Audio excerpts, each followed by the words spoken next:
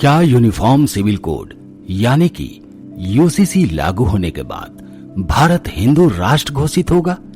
क्या कांग्रेस भी अब हिंदू राष्ट्र के समर्थन में आ गई है? और यूसीसी पर चर्चाओं के बीच अचानक सीएम योगी का बयान हिंदू राष्ट्र की ओर इशारा कैसे कर रहा है? इन सारे सवालों के बीच आपको ये हम बताएंगे कि यूसीसी लागू होने से देश में क्या क्या बदल जाएगा और मुसलमानों के नाम पर अपनी दुकान चलाने वाले क्यों बिलबिलाए हुए हैं। दरअसल यूनिफॉर्म सिविल कोड और भारत को हिंदू राष्ट्र घोषित करने की मांग पिछले कई दशकों से चल रही है। यूसीसी बीजेपी के मैनिफेस्टो के बड़े वादों में से एक है। पार्टी अपने मैनिफेस्टो में शामिल ज्यादातर बड़े वादों को पूरा कर चुकी है, जिसमें अयोध्या में राम मंदिर निर्माण शुरू कराना, 3 तलाक से छुटकारा दिलाना और कश्मीर में अनुच्छेद 370 हटाने जैसे मुद्दे शामिल हैं। पीएम मोदी ने जब से यूनिफॉर्म सिविल कोड लागू करने के संकेत दिए हैं, तब से पूरे देश में इस मुद्दे पर बहस छिड़ गई है। कहा जा रहा है कि केंद्र सरकार आगामी मानसून सत्र में यूसीसी का बिल संसद में पेश कर सकती है। मानसून सत्र में ही इसे लागू करने की पूरी तैयारी कर ली गई है। साथ ही राज्यसभा में इसे कैसे पास कराया जाए, इस प्लान पर भी तेजी से काम चल रहा है। यूसीसी के मुद्दे के बीच हिंदू राष्ट्र का मुद्दा भी तूल पकड़ने लगा है। अब सोशल मीडिया पर दावे किए जाने लगे हैं कि यूसीसी लागू होने के बाद हिंदू राष्ट्र भी घोषित होने वाला है।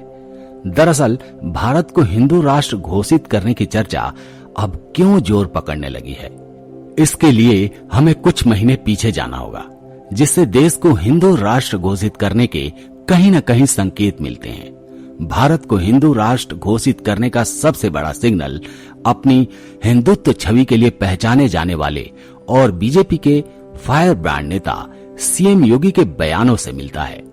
सीएम योगी ने सबसे पहले 2017 में हिंदू राष्ट्र का समर्थन करते हुए कहा था कि अगर ये लोगों और देश के हितों की पूर्ति करता है तो ऐसे कदम में कुछ भी गलत नहीं है। इसके अलावा सीएम योगी ने इसी साल 15 फरवरी को एक ट्वीट करते हुए लिखा था कि भारत हिंदू राष्ट्र है क्योंकि भारत का हर नागरिक हिंदू है। भारत हिंदू राष्ट्र था और आगे भी रहेगा। सीएम योगी के इस ट्वीट के बाद पूरे देश में एक बहस छिड़ गई थी, जिसके बाद कहा जाने लगा कि अब जल्द भारत को हिंदू राष्ट्र घोषित कर दिया जाएगा, क्योंकि सीएम योगी जैसा नेता हिंदू राष्ट्र पर इस तरह बयान देते हैं तो ये बड़े संकेत के तौर पर देखा जाता है। तो ये रही अभी सीएम योगी के बयानों की बात, जिसमें हिंदू राष्ट्र की झलक साफ साफ दिखाई देती है। लेकिन अगर कांग्रेस का ही कोई बड़ा नेता हिंदू राष्ट्र का समर्थन करे तो हर किसी का चौंकना भी लाजमी है। दरअसल कुछ दिनों पहले ही छत्तीसगढ़ के रायपुर में कांग्रेस विधायक अनीता शर्मा ने हिंदू राष्ट्र बनाने के लिए आह्वान किया और इसके लिए सभी को आगे आने को कहा था। विधायक अनीता शर्मा ने कहा था कि हम जहां भी हैं, हमें हिंदू राष्ट्र बनाने का संकल्प लेना चाहिए। हमें हिंदुओं के लिए बात करनी चाहिए और ये तभी संभव है जब सभी हिंदू एक साथ आए। हालांकि अनीता के हिंदू राष्ट्र के आह्वान पर कांग्रेस के बड़े नेताओं ने चुप्पी साध ली थी। तो वहीं जब हवन पूजा के बाद पीएम मोदी ने सेंगोल को एक नए संसद भवन में स्थापित किया था, तब ये चर्चा तेज होने लगी थी। पीएम मोदी ने हिंदू राष्ट्र की नींव रख दी है। यही नहीं बल्कि बागेश्वर धाम के धीरेन्द्र कृष्ण शास्त्री भी आए दिन भारत को हिंदू राष्ट्र बनाने की बात करते हैं। उनका कहना है कि भारत हिंदू राष्ट्र तो पहले से ही है, इसकी औपचारिक घोषणा बाकी है। इसके अलावा 1 महीने पहले ही साध्वी रतंबरा ने पंडित धीरेन्द्र कृष्ण शास्त्री का समर्थन करते हुए कहा था कि देश को हिंदू राष्ट्र बनना चाहिए। हिंदू राष्ट्र बनने से पहले हिंदू को हिंदू होने का अर्थ चाहिए, जो बहुत जरूरी है, जिससे वो अपने को सही तरीके से हिंदू मान सके, हिंदू राष्ट्र को बनाने में आगे आ सके। वहीं उन्होंने देश में यूनिफॉर्म सिविल कोड को लागू करने की भी वकालत की थी। इन सब के अलावा हिंदू संगठनों के नेता भी हिंदू राष्ट्र की मांग करने के लिए आए दिन सामने आते रहते हैं, लेकिन अब माना जा रहा है कि यूसीसी के साथ ही हिंदू राष्ट्र की मांग भी तूल पकड़ने वाली है।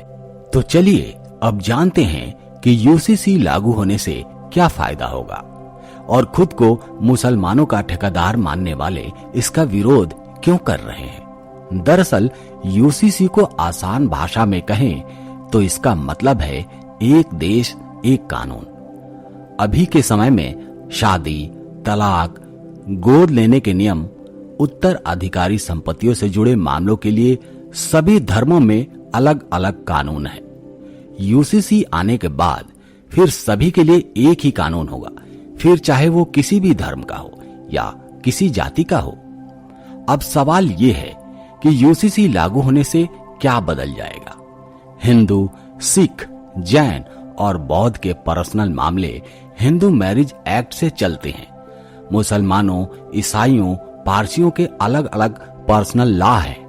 ऐसे में अगर समान नागरिक सहायता लागू होती है तो सभी धर्मों के मौजूदा कानून निरस्त हो जाएंगे। सभी धर्मों में फिर शादी, तलाक, गोद लेने के नियम, उत्तराधिकार और संपत्तियों से जुड़े विषयों पर एक ही कानून होगा। सबसे बड़ा असर इसका ये होगा कि हिंदू, सिख, ईसाई, बौद्ध, पारसी और जैन धर्म में एक शादी की ही इजाजत है। दूसरी शादी तभी कर सकते हैं जब पहले पत्नी या पति से तलाक हो चुका हो, लेकिन मुस्लिमों में पुरुषों को 4 शादी करने की इजाजत है। यूसीसी आने पर बहु विवाह पर रोक लग जाएगा। इसके अलावा इसका असर तलाक पर भी पड़ेगा। हिंदू समेत कई धर्मों में तलाक को लेकर अलग अलग नियम है। तलाक लेने के आधार अलग अलग हैं। तलाक लेने के लिए हिंदुओं को 6 महीने तो ईसाइयों को 2 साल तक अलग अलग रहना पड़ता है, लेकिन तलाक का अलग नियम है। यूसीसी आने पर यह सब समाप्त हो जाएगा।